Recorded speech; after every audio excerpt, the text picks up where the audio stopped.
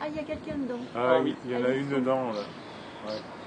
Non, ils n'épient pas leurs voisins, ils guettent les hirondelles. Les hirondelles tournent, regarde. Il y en a une qui tourne là. Ces 3 bénévoles se sont donné rendez-vous au pont du Routoir à Guyancourt pour compter les nids encore occupés. Depuis 2009, les hirondelles forment une espèce intégralement protégée. L'année dernière, la Ligue pour la protection des oiseaux lançait une enquête nationale de recensement. Philippe et son équipe dénombraient 40 nids à Guyancourt et ses alentours. Cette année, après 2 mois de migration depuis l'Afrique subsaharienne, ces ambassadrices du printemps sont arrivées en masse début mai.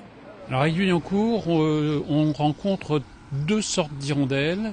Les hirondelles rustiques, celles que l'on trouve dans les granges à l'intérieur des bâtiments, et puis les hirondelles des fenêtres, celles qu'on voit en façade dans les coins de fenêtres. Avant, elles avaient choisi les vieux bâtiments, les bâtiments de leur époque, hein, mais maintenant, elles savent très bien s'accommoder des immeubles récents, puisque là, on a des immeubles qui ont 40 ans.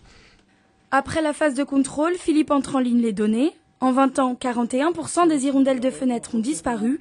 Les raisons, la destruction des nids et surtout le manque de nourriture. Dans les villes, il n'y a plus d'insectes. À la campagne, le type d'agriculture qui est faite à l'heure actuelle, de culture, fait qu'il n'y a plus d'insectes non plus. Donc ces oiseaux-là, ils meurent de faim. Le code de l'environnement prévoit jusqu'à 15 000 € d'amende si vous délogez une hirondelle et ses petits. Mieux vaut donc participer à l'enquête et recenser les nids. Il n'y a qu'à lever les yeux. Là, on la voit, voilà, il y en a une qui rentre. Ouais.